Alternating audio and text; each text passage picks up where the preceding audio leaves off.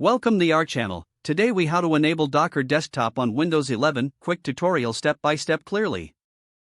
To enable Docker Desktop on Windows 11, first, ensure that your system meets the hardware requirements. Check that you have Windows 11 Pro or Enterprise, as Docker Desktop requires it. Go to the official Docker website and download the latest version of Docker Desktop for Windows. Once the installer is downloaded, open it to start the installation process. Follow the prompts to agree to the license terms and conditions. When prompted, enable the WSL2 feature if it is not already installed on your system. The installer will guide you through the process of installing the Windows subsystem for Linux.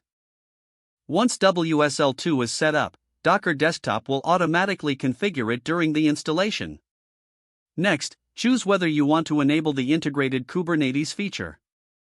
After making your selections, proceed with the installation by clicking the Install button. Once the installation is complete, launch Docker Desktop from the Start menu.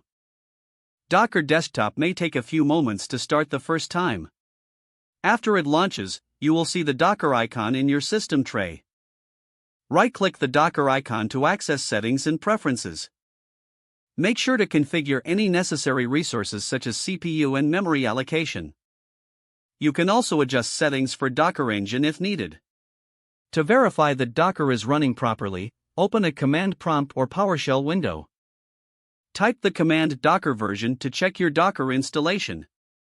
For additional functionality, try running Docker run Hello World to test if Docker can download and run images.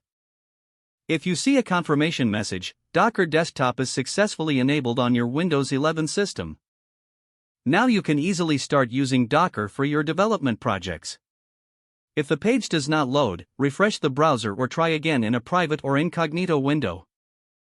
Make sure you are using the correct email address, then retype it carefully to avoid small typos. If your password is not accepted, use the reset option and create a new strong password you can remember.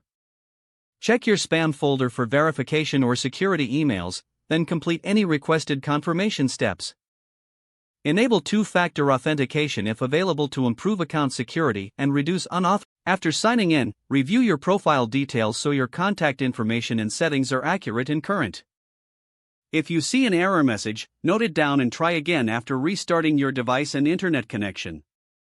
Don't forget to like this video and subscribe to our channel for more step-by-step tech guides.